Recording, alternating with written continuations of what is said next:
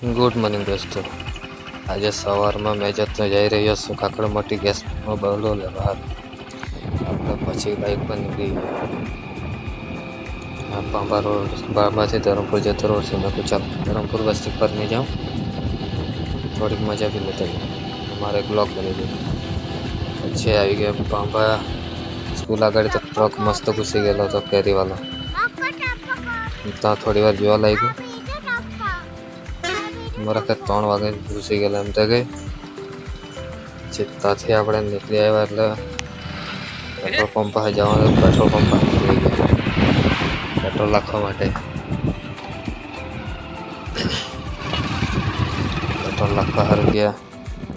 ત્યાંથી આપણે નીકળી ગયા પામટી આ રોડ. પામટી ધરમપુર બાજુ જતા હતા.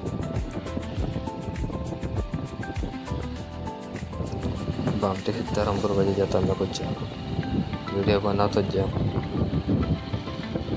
ફાસ્ટ જવાનું તો વરસાદ આવી લાગે એવો હતો એટલે ફાસ્ટ જવાનું. પછી આપણે પહોંચી ગયા બામટીયા રોડે. બામટીયા રોડે જતા હતા. પછી આપણે થોડી વારમાં પહોંચી જઈશું કેરી માર્કેટ. પહોંચી ગયા આપણે કેરી માર્કેટ, ધરમપુર કેરી માર્કેટ. મોટી કેરી માર્કેટ થઈ ગઈ વાતાવરણ મસ્ત બહાર આવતા હશે. પછી થોડી વારમાં આપણે પહોંચી જઈશું જગતનગર. હજી આપણા જગતનગર જતા હશે. જગતનગર હતો તેથી આપણે સીધા વાકલ મળશું.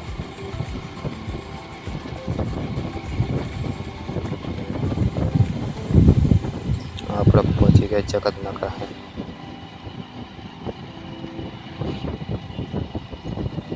જગતનગરથી સીધા પહોંચી ગયા વાકલ ચોકડી. વાકલ ચોકડીથી થોડી વારમાં આપણે પહોંચી જઈશું. આપણે ફલદરા રોડે જઈએ છીએ એટલે ફલદરાનું ગેટ જોવાનું મળશે. ફલદરા ધામ જલારામ મંદિરનું ગેટ હવે થોડી વારમાં આવશે ગેટ. આપણે ફલદરા કાઢીને જવું પડે આગળ મોટે એટલે.